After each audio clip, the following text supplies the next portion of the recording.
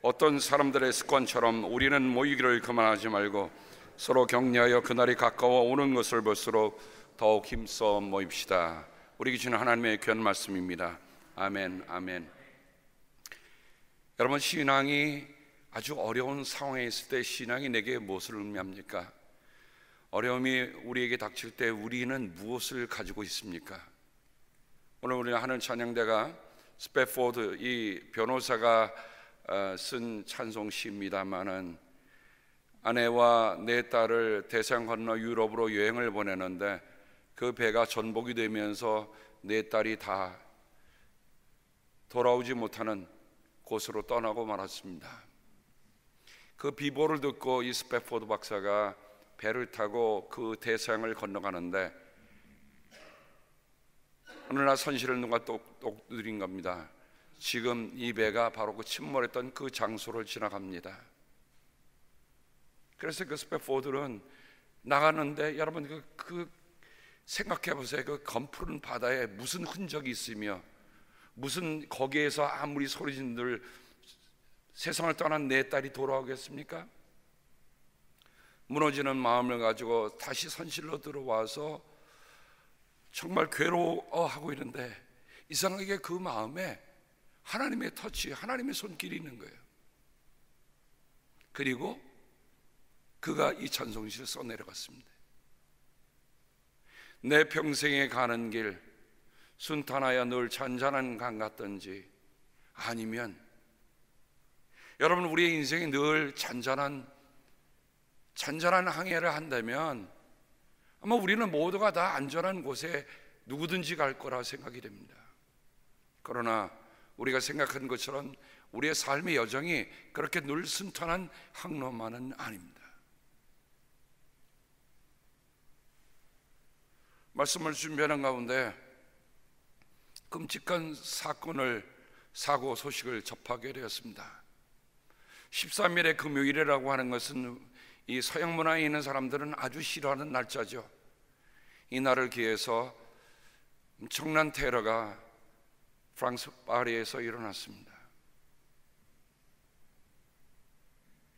제가 그 장면을 보는데 요즘은 디지털이 발달에 대해서 그 사고의 현장을 찍어주지만 약간 이렇게 흐리게 만들어 놓잖아요. 근데 제가 딱 볼 때 거기에 핏자국이 분명해요. 여러분, 남의 피를 흘리고 만족하는 사람이 있습니다. 남의 피를 흘리고 승리했다고 자축하는 사람들이 있어요. 얼마나 엄청난 잘못된 신앙관을 가지고 있길래 그들은 남들을 죽이고 기뻐합니까? 사람 죽이는 것을 아무것도 여기지 아니하고 마치 사람의 목숨을 파리 목숨보다 더 가볍게 여기는 그들, 심지어는 자신의 목숨도 버리면서 이제 나는 신의 축복 가운데 있다라고 떠나는 그들을 보면 잘못된 신앙이 얼마나 무서운가 하는 것들을 우리가 알 수가 있습니다. 생각해 보세요. 남의 피를 보고서 승리를 노래하는 사람들. 그런데 우리가 고백하는 예수 그리스도, 우리가 고백하는 하나님의 아들 예수 그리스도는 어떤 분이십니까? 그분은 하나님의 아들임에도 불구하고 그분이 호령만 하면 천군과 천사들 다 물러서 로마 군대 그 우스운 군대를 다 멸할 수 있었던 그분 아닙니까? 그런데 우리 예수님은 그러지 않으셨어요. 오히려 남의 피를 흘리는 게 아니라 당신 자신 십자가에서 피를 흘림으로 그 피로 말미암아 우리를 용서해 주시고 우리를 하나님과 우리의 가로막힌 그 휘장과 그 다음을 다 찢어내고 우리를 하나님께로 나아가게 만들었다는 거죠. 여러분, 세상 어디 뒤져보세요. 나를 구하기 위해서 목숨 버려 피 흘려가며 나를 구해준 분이 어디에 있단 말입니까? 세상에 어떤 신이 나를 위해서 목숨을 줬단 말입니까?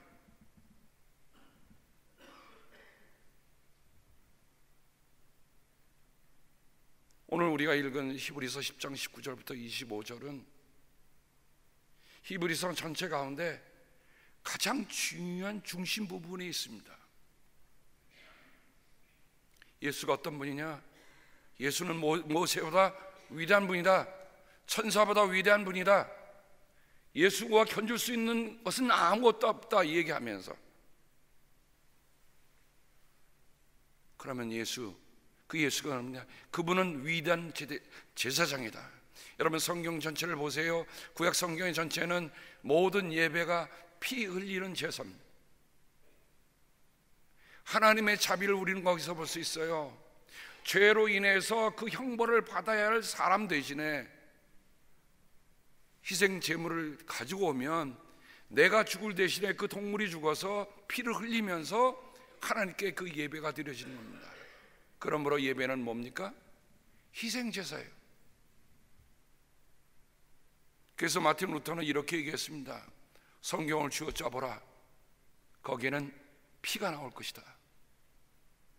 여러분, 인류 역사 이래로 하나님께 드렸던 모든 희생 제사의 그 피를 다 모은다면 아마 태평양을 넘고도 남을 피를 흘렸을 것 같아요. 거듭된 제사. 그러면 만약에 우리가 오늘도 여전히 우리의 잘못 때문에 우리가 그 희생 제사를 드려야 한다면, 우리는 여러분 오늘 성전에 오실 때 여러분 손에 뭘 들고 왔을까요? 아마 나는 아무런 죄가 없으니까 나는 아무것도 안 들고 와도 돼, 이런 분은 계실 수 있을 것 같아요. 그죠? 근데 어떤 분은 큰 소를 끌고 오는 분도 있어요. 나는 하나님 앞에 이만큼 죄를 졌기 때문에 이 큰 소로 내 죄를 대신합니다.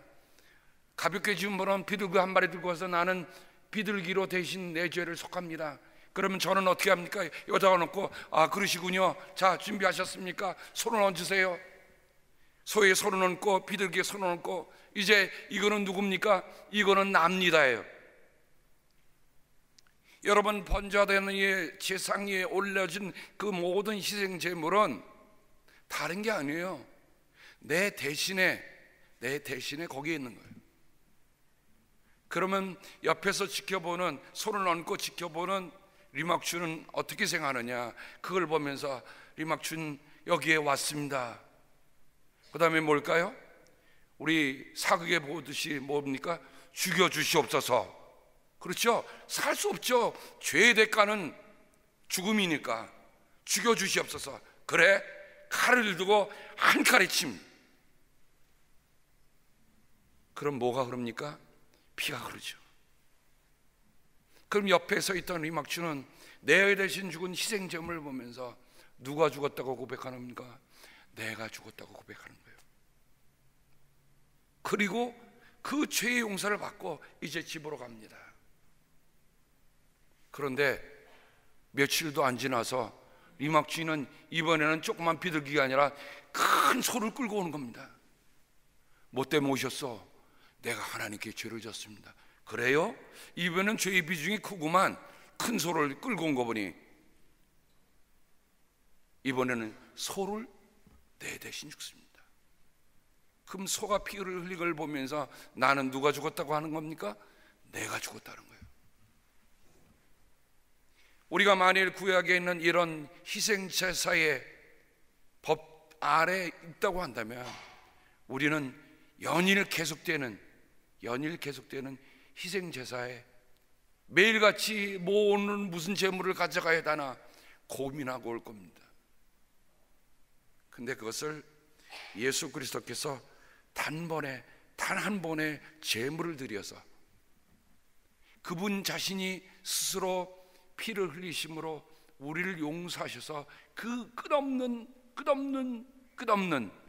제사를 한 번에 끝내셨다.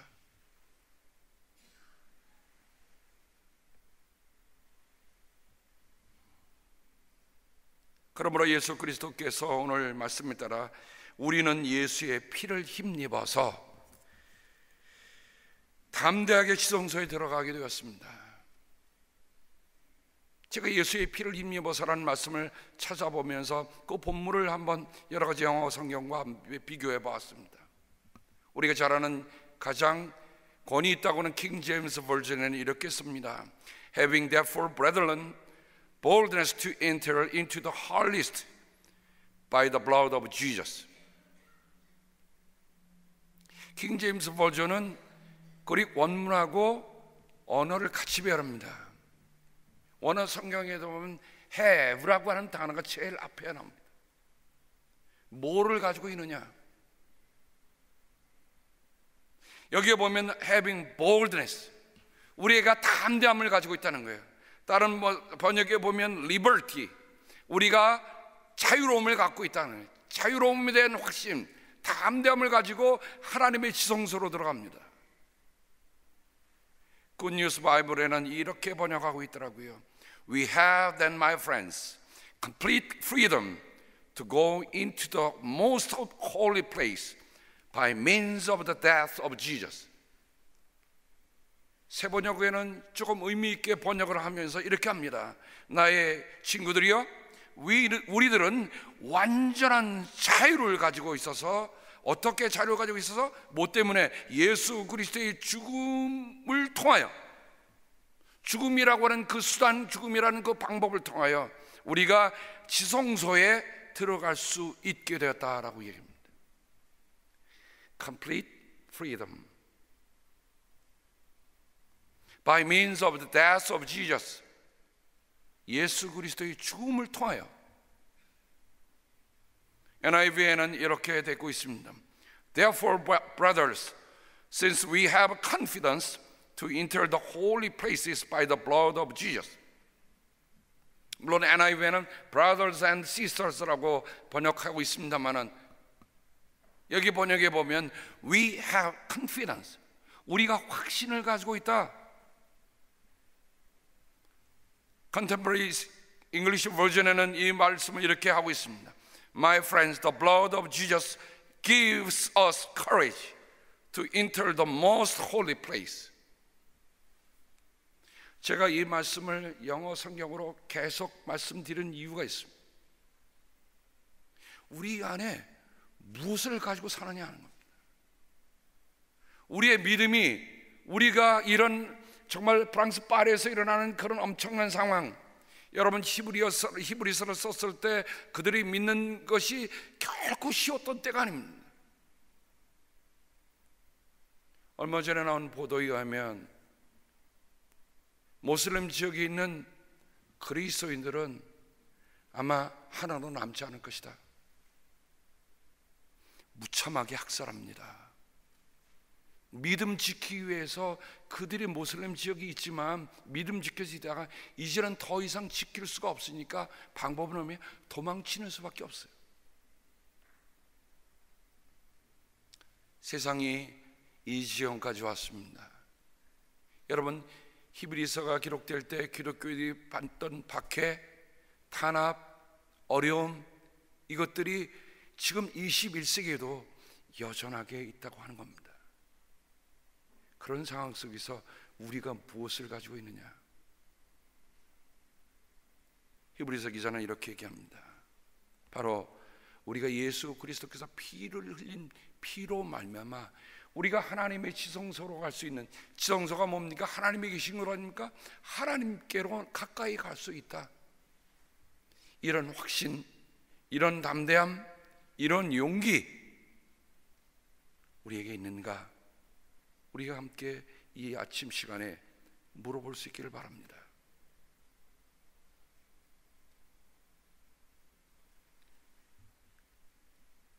저도 기도하지만 아마 이 테러는 이 세상 끝날까지 끝나지 않을 것이다 라는 생각이 듭니다. 워싱턴 DC에서, 런던에서 또 자행할 것이다. IS가 또 그렇게 발표했어요. 그걸 듣는 사람들은 어떤 마음이 들까요? 여러분 잊어먹으셨습니까? 뉴욕에서 쌍둥이 빌딩이 무참하게 무너져 내리는 순간을 저는 그날 실시간으로 봤어요.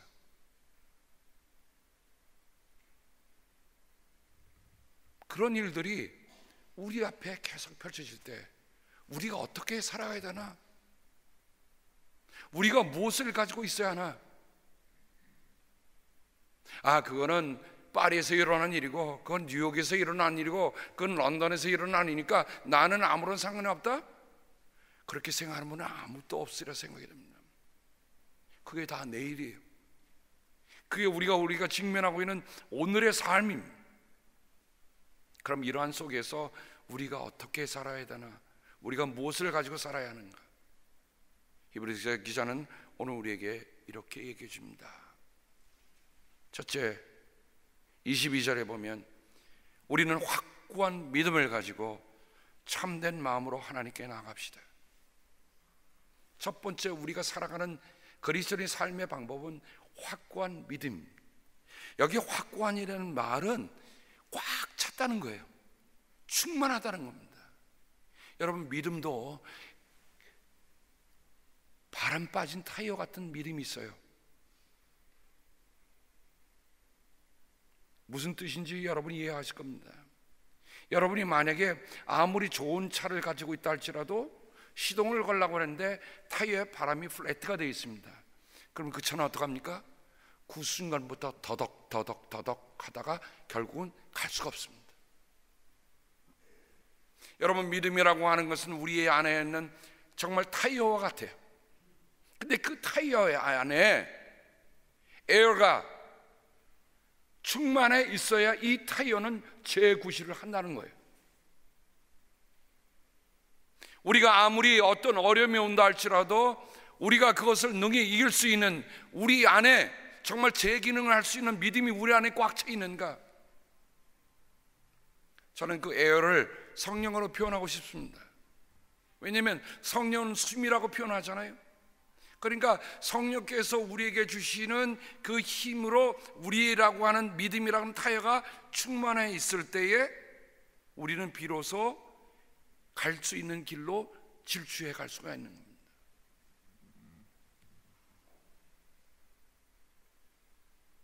두 번째, 우리가 가져야 할 것은 소망입니다. 23절에 보면 하나님께서는 약속하신 분은 신실하시니 우리는 흔들리지 말고 우리가 고백하는 그 소망을 굳게 지킵시다라고 얘기합니다. 오늘 여기 말씀에 보면 흔들리지 말고라고 얘기했습니다. 여러분, 우리가 소망이 흔들렸다, 말이 됩니까? 우리가 갖고 있는 믿음의 목표나 우리가 가진 소망은 흔들리는 법이 없어야 돼요. 왜냐하면 우리가 흔들리지 않아야 그 목표를 향해서 부단하게 갈 수가 있습니다. 우리의 소망은 등대와 같다고 비유할 수 있습니다. 어느 칠흑 같은 밤이었습니다. 이쪽에 큰 배에는 해군 제독이 타고 있었습니다. 그런데 갑자기 저 앞에서 무슨 불빛이 바짝 비치는 거예요. 너무 칠흑 같은 폭우가 이른 바다니까. 그러자 상대방이 연락이 옵니다. 당신은 지금 위험한 지역에 왔으니 피하가라 라고 얘기하는 겁니다. 그러자 해군 제독이 옆에 듣다가 여기는 해군 제독이다, 네가 뭔데 나를 피해가라고 하느냐, 네가 피해가라 라고 얘기합니다. 그래서 상대방이 뭐라고 얘기합니까? 여기는 등대입니다. 여러분, 내가 아무리 해군 제독이라고 하는 명예와 권력과 모든 것을 다 가지고 있다 할지라도 항해할 때 우리가 정작 봐야 할 것은 움직일 수 없는, 흔들리지 않는 그 등대를 주위에서 봐야 한다는 거예요. 근데 우리는 헛간 가다가 이 등대 보는 일을 놓치고 맙니다. 그럼 어떻게 됩니까? 결국 좌초하게 마는 거예요. 한번 우리 스스로에게 물어봅시다. 나에게 흔들리지 않는 소망, 나는 이거 꼭 붙잡고 있는가? 근데 여기 보면 고백하는 그 소망이라고 했어요. 고백하는 그 소망.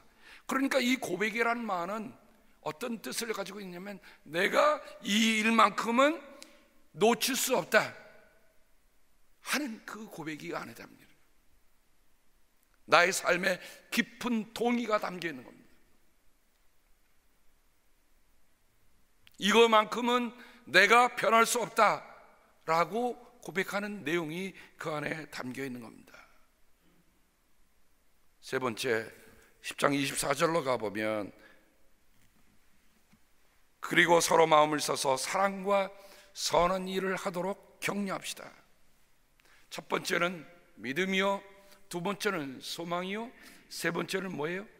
사랑입니다. 사랑. 그래서 바울도 이렇게 했습니다.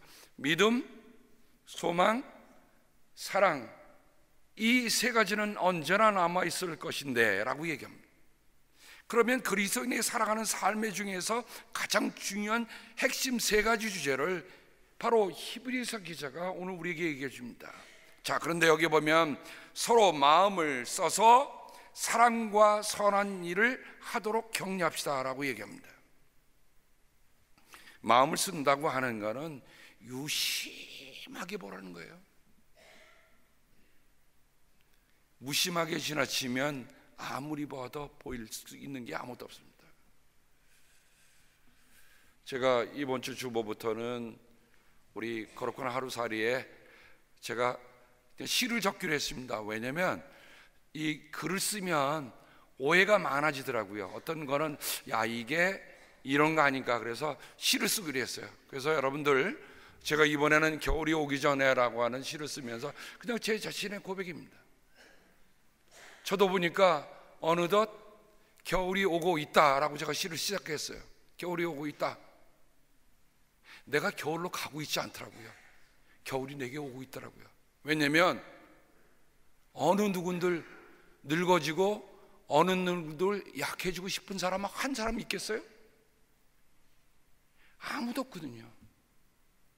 겨울이라는 존재는 인생에 만약에 사계로 하면 겨울은 나의 이제는 끝부분이에요. 내 내면을 보면 나는 그거를 아니라고서 안 가고 싶어해. 거울을 보면 아니야, 나는 아직이 아니야 라고 안 가고 싶어요. 근데 묵상하다 보니까 겨울이 오고 있더라고요. 그래서 첫 주제를 겨울이 오고 있다고 썼습니다. 실감 나십니까? 야, 나는 이런 테러로부터 다 안전하고 위험으로부터 다 안전하고 아무런 사고가 없어. 그런데 느닷없이 그 사고들이 나에게 다가오고 있다 말입니다. 이런 깨어있음이 없이 겨울을 맞이할 수가 없습니다. 그런데 누구에게나 다 겨울이 오는데, 제가 깊이 생각하면서 그런 생각 들었어요. 그래, 내 인생에도 이제 가을을 지나고 있다 저는 표현했습니다. 그렇죠? 제가 지금 가을입니다. 제가 여태까지 소중하게 여겼던 것들이 이제는 별로 그렇게 소중하게 여겨지지 않아요. 마침 한여름에 입었던 반팔 셔츠들처럼 지금 보면 그거 그렇게 소중하다고 여기지 않더라고요. 그때는 그게 필요해서 살아왔는데 지금은 필요 없더라.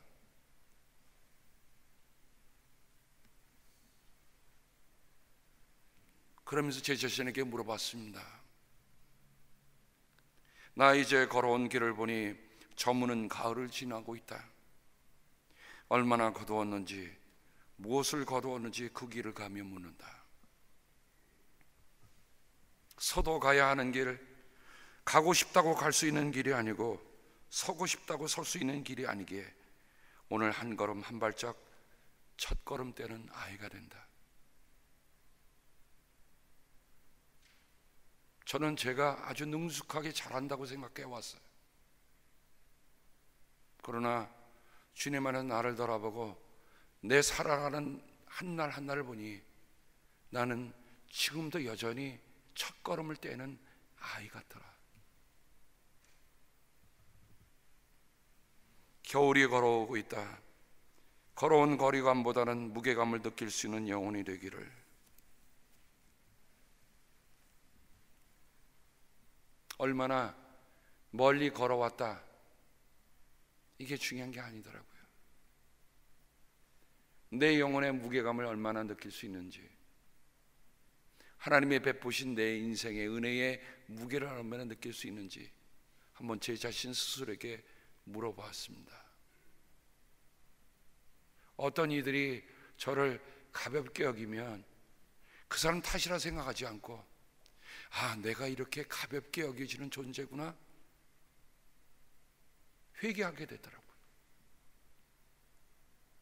우리 옛 어른들 가운데는 그분들 모습만 봐도 함부로 대할 수 없는 그런 게 있었잖아요. 참 그분만 보면 머리가 절로 숙여지고 존경스러운 그 무게감,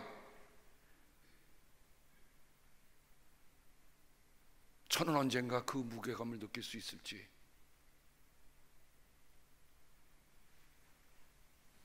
두려워 얼어붙은 마음을 녹여주는 두터운 옷이 되기를. 여러분, 테러 현장에서는 모든 사람이 두려움이 있습니다. 그런데 같이 두려워하지 말고 그들의 얼어붙은 마음을 덮어줄 수 있는 두터운 옷으로 내가 있기를.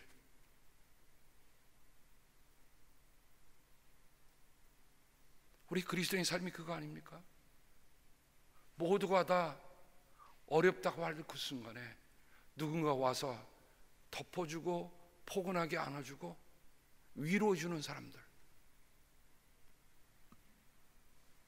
상처 입고 떨고 있는 이들을 덮어주는 따뜻한 외투가 되기를. 그 겨울 넘어야 오는 하늘의 봄을 기다리는 내 주인의 사람이고 싶다. 저는 지금도 고백하지만 저를 주인이라고 생각했던 그 순간이 있었어요. 근데 하나님이 넌 내가 내 인생의 주인이 아니라는 것을 철저하게 깨우쳤을 때 제 삶을 다시 보게 되었습니다. 마음을 쓴다고 하면서 사랑과 선한 일을 하도록 격려하는 일은 이런 마음이 없이는 될 수가 없습니다. 한번 우리를 스스로에게 물어봅시다. 우리가 지금 무엇에 마음을 쓰고 있는가? 내가 가면 외로워하는 이들이 위로받을 수 있기를, 그죠? 내가 가면 두려워하는 일들이, 소망을 잃은 이들이 소망을 찾기를. 내가 가는 곳에는 정말 증오와 미움이 있는 곳에 사랑을 회복하는, 그래서 히브리서 기자는 서로 마음을 써서, 마음 쓰지 않으면요 아무것도 일어나지 않습니다. 큰 일이든 작은 일이든 우리가 마음 쓰는 일, 우리에게 필요합니다. 서서 사랑과 선한 일을 하도록 격려합시다. 근데 이 격려라는 말은요 단순히 여보세요 이런 정도가 아니더라고요. 이 격려라는 말의 뜻 속에는 이런 뜻이 담겨 있습니다. 격동시키란 말이에요. 얼마 전에 UN